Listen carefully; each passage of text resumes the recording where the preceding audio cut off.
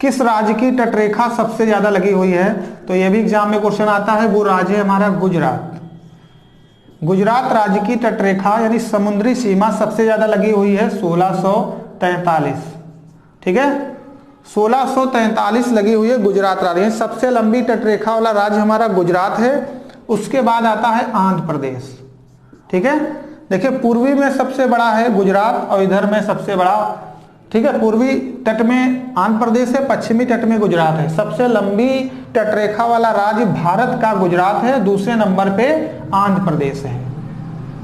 ध्यान रखिएगा दोस्तों, आंध्र प्रदेश है, इसकी लगभग 1100 लंबी है तटरेखा। सबसे छोटी तटरेखा वाला राज्य, सबसे ज्यादा लंबी तटरेखा गुजरात की है, उससे दूसरे नंबर पे आंध्र प्रदेश है, और सबसे कम, ठीक है, सबसे कम या सबसे छोटी तटरेखा वाला राज्य गोवा है, इसकी 101 किलोमीटर है। ध्यान रखिएगा, एग्जाम में क्वेश्चन पूछा जा सकता है कि सबसे लंबी तटरेखा वाला राज्य कौन सा है? वो गुजरात है। और दूसरे नंबर की तटरेखा वाला राज्य कौन सा? आंध्र प्रदेश है, इसकी 1100 है।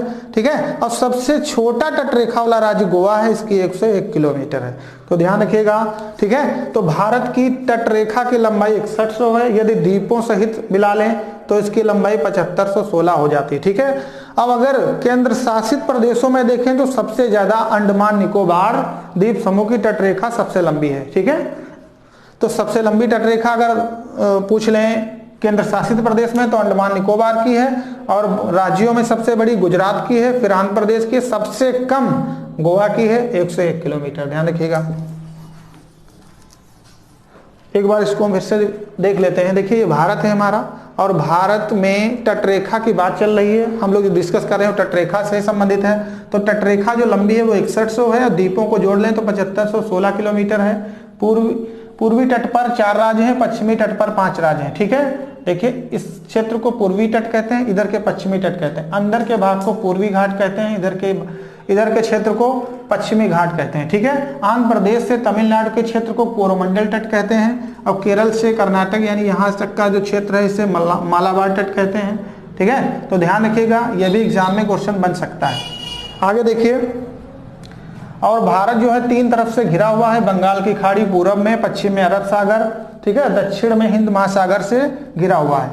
ये ध्यान रखिएगा, यह भी एग्जाम में क्वेश्चन बनते हैं। आगे देखते हैं हम लोग कुछ प्रमुख बंदरगाह। बंदरगाह उन्हें कहते हैं जहां से जहाज से, ठीक है, आयात निर्यात किया जाता है। ठीक है, उसे बंदरगाह कहा जाता है। तो ध्यान दीजिए, बंदरगाह, जो प्रमुख बंदरगाह है उनसे भी संबंधित कुछ क्वेश्चन आते हैं। तो भारत के प्रमुख बंदरगाह, तो सबसे पहले क्वेश्चन बनता है भारत का सबसे बड़ा बंदरगाह। ठीक है, तो महाराष्ट्र में स्थित है मुंबई। मुंबई भारत का सबसे बड़ा, ये सबसे बड़ा है, सबसे बड़ा भारत का प्राकृतिक बंदरगाह यानी नेचुरल है। ठीक है, भारत का सबसे बड़ा प्राकृतिक बंदरगाह मुंबई है, देश का सबसे बड़ा, इससे बड़ा बंदरगाह कोई नहीं। सबसे ज्यादा आयात निर्यात इसी बंदरगाह से होता है, यानी भारत का सबसे बड़ा जो बंदरगाह है, ठीक है, पत्तन है, हिंदी में पत्तन कहते हैं, बंदरगाह भी कहते हैं। ठीक है, तो वो मुंबई है, और ये सबसे बड़ा देश का, इसे प्राकृतिक बंदरगाह भी कहा जाता है। एग्जाम में क्वेश्चन बनेगा देश का सबसे बड़ा प्राकृतिक बंदरगाह, तो मुंबई है और महाराष्ट्र में पाया जाता है। ठीक है, अगला है, एक यहीं से और पूछा जाता है, नन्हा सोआ। ये पूछा जाता है, देखिए इधर नन्हा सोआ, ये भी मुंबई का ही है। पूछा जाता है मुंबई का सबसे सहायक बंदरगाह कौन सा है? तो नन्हा सोआ। यहां से क्वेश्चन बनेगा कि मुंबई बंदरगाह का सहायक बंदरगाह कौन सा है? तो नन्हा सोआ। ठीक है, यह भी महाराष्ट्र में ही पाया जाता है। अगला देखिए, फिर है तमिलनाडु, देख लीजिए, तमिलनाडु में है चेन्नई। चेन्नई एक बंदरगाह है जो देश का कृत्रिम बंदरगाह है, जिसे मनुष्य ने ज्यादा डेवलप किया है। ठीक है, कृत्रिम बंदरगाह है। ठीक है, क्वेश्चन कैसे बनेगा कि देश का कृत्रिम बंदरगाह, एकमात्र कृत्रिम बंदरगाह कौन सा है? तो वो चेन्नई है। ठीक है, चेन्नई कहाँ है? तमिलनाडु में। यह देश का सबसे बड़ा कृत्रिम बंदरगाह है और सबसे पुराना है। ठीक है, एग्जाम में क्वेश्चन बनेगा देश का सबसे पुराना कृत्रिम बंदरगाह कौन सा है? तो चेन्नई है। ये भी एग्जाम में क्वेश्चन बनता है, देश का सबसे पुराना कृत्रिम बंदरगाह कौन सा है? तो चेन्नई है। ठीक है, कहां पड़ता है? तमिलनाडु में। तमिलनाडु में एक बंदरगाह और है, तूतकोरिन। ये भी एग्जाम में आता है। तूतकोरिन बंदरगाह कहां है?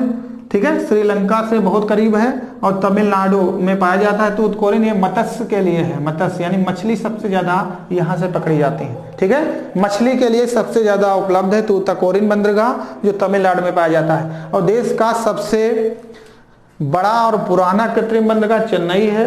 ठीक है, ये तमिलनाडु में यह भी स्थित है। आगे देखिए, एक क्वेश्चन और बंदरगाह से आता है कि देश का सबसे गहरा बंदरगाह कौन सा है? तो देखिए, देश का सबसे गहरा बंदरगाह, देश का सबसे गहरा बंदरगाह है आंध्र प्रदेश का विशाखापट्टनम। विशाखापट्टनम, ठीक है, देश का सबसे गहरा बंदरगाह विशाखापट्टनम है। ठीक है, ये डॉल्फिन नोच पहाड़ी के पीछे स्थित है। कहां स्थित है?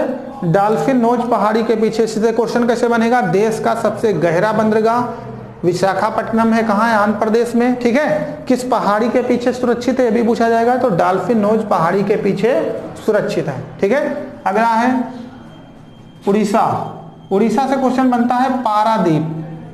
पारादीप बंदरगाह किस राज्य का है? तो उड़ीसा का है। यह एग्जाम में पूछ ले सबसे पूर्वी बंदरगाह कौन सा है? तो आप पारादीप लगाएंगे। सबसे पूर्वी बंदरगाह पारादीप है और उड़ीसा में स्थित है। ठीक है, पश्चिम बंगाल का एक तो है हल्दिया, ठीक है, दूसरा है हुगली। ये दोनों लोह उत्पादन के लिए प्रसिद्ध हैं, यानी लोह आयात निर्यात के लिए प्रसिद्ध हैं। हल्दिया और हुगली, ये दोनों बंदरगाह, ठीक है, पाए जाते हैं पश्चिम बंगाल में। ठीक है, हल्दिया हुगली पश्चिम बंगाल में पाए जाते हैं। आगे देखिए, क्वेश्चन बहुत ज्यादा जहां से बनते हैं। गोवा में एक पाया जाता है मारमोआ। ठीक है, मारमोआ पाया जाता है गोवा में। अभी हमने बताया था गोवा की तटरेखा सबसे छोटी होती है, 101 किलोमीटर। ठीक है, सबसे समुद्री सीमा जो कम है वो गोवा की है। आगे देखिए, मारामोआ जो है बंदरगाह, ये गोवा में पाया जाता है। पारादीप सबसे पूर्वी बंदरगाह है जो उड़ीसा में है। ठीक है, आगे गुजरात, यहां से भी क्वेश्चन बहुत आते हैं। ठीक है, कांडला बंदरगाह। कांडला बंदरगाह कहां है? तो कांडला बंदरगाह जो है ये गुजरात में है और ये देश का सबसे बड़ा ज्वारी बंदरगाह है। ठीक है, नमक उत्पादन के लिए देश का सबसे बड़ा ज्वारी बंदरगाह जो है कांडला है। ये कच्छ के रण में स्थित है। ये भी एग्जाम में पूछा जाता है, कच्छ के रण में स्थित है।